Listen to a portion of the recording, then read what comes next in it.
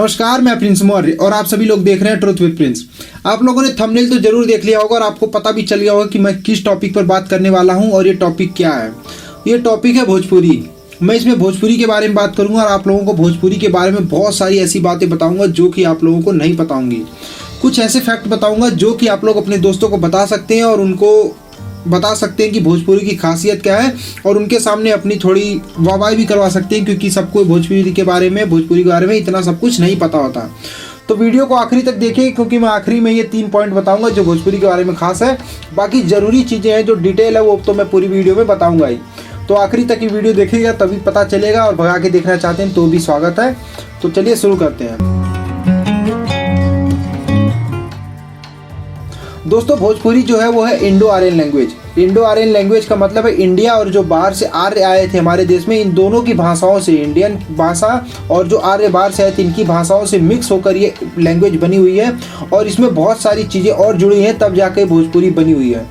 भोजपुरी खास तौर पर पूर्वांचल में बोली जाती है। पूर्वांचल में 2 राज्य सबसे ज़्यादा आते हैं जिनमें ये बोली जाती है, वो है बिहार और उत्तर प्रदेश।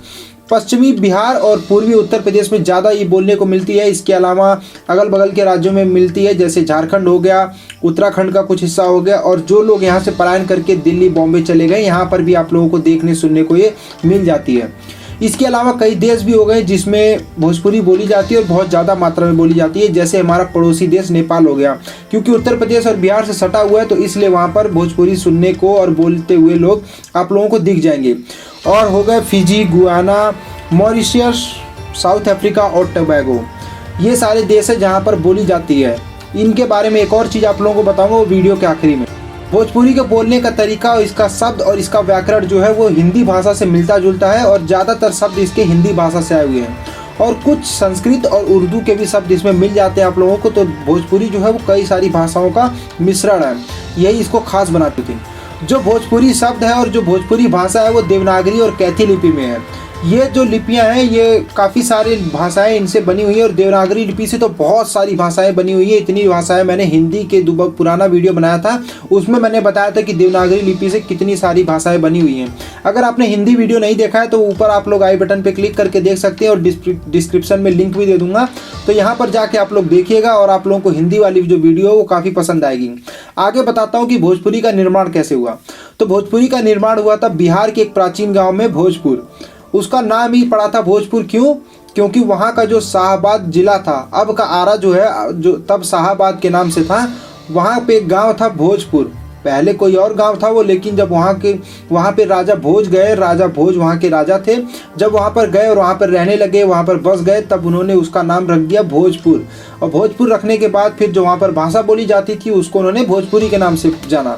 तो भोजपुरी के नाम से ये प्रचलित हो गया। जो भाषा बोलते थे राजा भोज के नाम पर ये भोजपुरी पड़े। भोजपुरी भाषा का जो इतिहास है वो 7वीं शताब्दी से शुरू होता है। लगभग 1000 साल पुरानी भाषा है। कैसे पता चला? वो ऐसे पता चला कि सन 1100 में गुरु गोरखनाथ ने गोरखबानी लिखा था।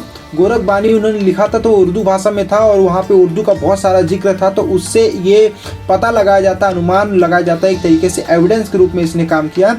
तो पता लगाया जाता है कि इतनी पुरानी ये भाषा है। तो इतना ही एविडेंस है, इससे पुरानी भी हो सकती है, इसका अभी लेकिन कोई प्रमाण नहीं मिला है। तो इसको लगभग 1000 साल पुरानी हम लोग मानते हैं और एक्सपर्ट भी यही मानते हैं। भोजपुरी की खास बात यह है कि भोजपुरी जानने सुनने वाले दुनिया के हर महाद्वीप पर आपको मिल जाएंगे। जिसका कारण ये है कि ब्रिटिश राज के दौरान जो भारतीय मजदूर यहाँ से लेकर जाए गए काम करवाने के लिए, वो जहाँ भी गए वहीं पर बस गए और उनकी मृत्यु के बाद उनके जो वंशज थे वो वहीं के रह गए। लेकिन उन्होंने अपने माता पिता को भोजपुरी बोलते सुना था और वहाँ पर जब उन्होंने सुना तो उनसे सीखा और वो हो गई। अब वो भी भोजपुरी बोलते हैं, उनके बच्चे भी भोजपुरी बोलते हैं, तो हर कोई भोजपुरी बोलता है। तो इसलिए कई सारे देशों में इसको एक माइनॉरिटी लैंग्वेज के नाम पर भी जाना जाता है। तो ये माइनॉरिटी लैंग्वेज वहाँ पर होती है। भारत की जनगणना 2001 के मुताबिक भारत में लगभग 3.3 करोड़ लोग भोजपुरी बोलते हैं 2001 के मुताबिक। और अगर 2011 की जनगणना देखें तो लगभग 5 करोड़ से ज़्यादा लोग भोजपुरी बोलते हैं। पूर्वीय भाषाओं में भोजपुरी जो है वो मैथिली और मगही से बड़ी है। मतलब मैथिली आप लोगों ने सुना होगा बिहार की है और मगही भी वहीं की है। तो इन दोनों से बड़ी जो है वो भोजपुरी भाषा है, जो इनको 3 बहनें भी बोलते हैं। इन भाषाओं को 3 बहनें भी बोलते हैं, भोजपुरी, मैथिली और मगही। भोजपुरी साहित्य में भिखारी ठाकुर का योगदान बहुत महत्वपूर्ण है। जो भिखारी ठाकुर थे वो भोजपुरी के शेक्सपियर भी कहे जाते हैं। वो भोजपुरी के शेक्सपियर इसलिए कहे जाते थे क्योंकि इनके बहुत सारे लेख नाटक जो थे वो स्त्रियों के मार्मिक दृश्य को दर्शाते थे। यानी जो स्त्रियों के जीवन में जो घटना होती थी और जो भी ऊंच नीच होती थी सब कुछ ये नोट करते थे, बाकायदा अपने नाटकों में दिखाते थे, अपने लेखों में दिखाते थे। तो इसलिए इनको भोजपुरी का शेक्सपियर भी कहा जाता था। और सामाजिक भेदभाव की भी बात करता था इनका नाटक जो है। इन्होंने बहुत सारे लेख लिखे थे, बहुत सारे ग्रंथ लिखे थे। जो मेन है उनके नाम मैं बताता हूँ। जैसे सबसे जिनका फेमस है वो विदेशिया, बेटी बेचवा, भाई विरोध, कलजुग प्रेम, विधवा विलाप इत्यादि।